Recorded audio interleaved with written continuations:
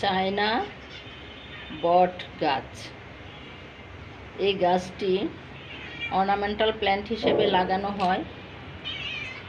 পাতার সৌন্দর্য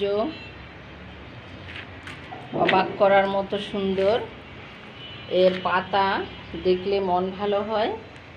এটা অর্নামেন্টাল প্ল্যান্ট হিসেবেই লাগানো হয়। নাগরিক জীবনের বাগানের সৌন্দর্য বর্ধনের জন্য গাছ লাগানো হয়। বিভিন্ন পাতাবাহার গাছ লাগানো হয় যেন ইনডোরে এবং আউটডোরে বা সেমি ইনডোরে রাখা যায়, সেই জন্য চেষ্টা করা হয়। আর এই গাছের ডাল থেকেই বংশবিস্তার হয়। কখনো এটার ফুল ফল বা কোনো রকমের বংশবিস্তারকারী অন্য মাধ্যম আমি দেখিনি, শুধু ডাল থেকেই হয় এটুকুই জানি।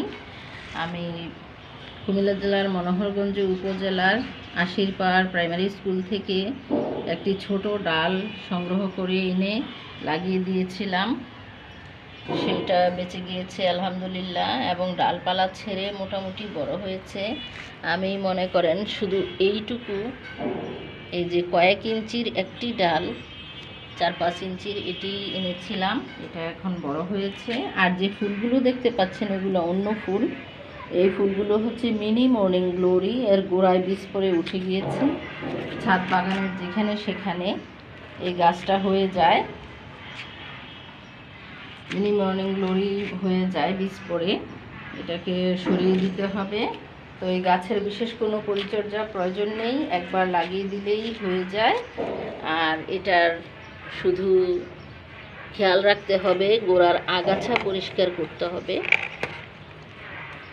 আমি গোড়ার আগাছাগুলো পরিষ্কার করে দিচ্ছি এবং একটু মাঝে মাঝে খেয়াল রাখতে হবে নিড়ানি দিয়ে। এই গাছটা, এটা হচ্ছে ভুঁই আমলা গাছ, এটা হচ্ছে রুয়েলিয়া চারা, এটা হচ্ছে কালোকেশি চারা,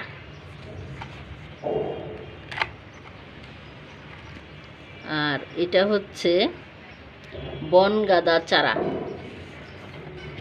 এটা হচ্ছে নয়নতারার চারা, আর এটা হচ্ছে মিনি ঘাসফুল, মিনি মসরোজ। এইরকম নানান রকম চারা উঠে থাকে। আর ঘাস আছে, যে ঘাস সবই দেখতে ভালো, সবই দরকারি, প্রয়োজনীয়, কিন্তু গাছের শক্তি নষ্ট করে দেয়। এই জন্য টবে একটি গাছই থাকা সবচেয়ে ভালো। আর এই গাছটি আপনারা সংগ্রহ করে লাগাতে পারেন, ইনডোরেও রাখতে পারেন, তবে মাঝে মাঝে রোদ দিতে হবে। আর বারান্দায় সেমি ইনডোরেও রাখতে পারেন। আর হলো এই গাছটিকে আপনারা সব সময় চেষ্টা করবেন একটু খেয়াল রাখতে, যেন বেশি বড় হয়ে না যায়। বেশি বড় হয়ে গেলে কিন্তু এটা বিশাল মহিরুহে পরিণত হবে। এই জন্য এই কারণে এটাকে অনেকে বনসাই তৈরি করে রাখে, বিভিন্ন আকৃতি দিয়ে সুন্দর করে ছেটে ডালপালা সুন্দর করে একটা বিশেষ আকৃতি দেওয়া যায় এই গাছের। তো আপনারা সবাই গাছের সাথে থাকুন, সৌন্দর্য বর্ধন করুন। বাড়ির সৌন্দর্য মানে নিজের মন ভালো রাখা এবং শরীর ভালো রাখা। সবাই ভালো থাকুন, গাছের সাথে থাকুন।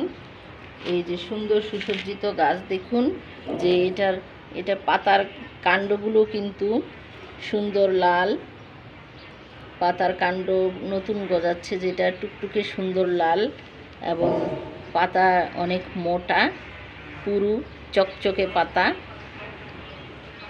মোমের মতো নরম চকচকে পাতা। এবং এই সৌন্দর্যের মাধ্যমে আপনারা নিজেদের মনটাকে ভালো করে নিন। আল্লাহ হাফেজ।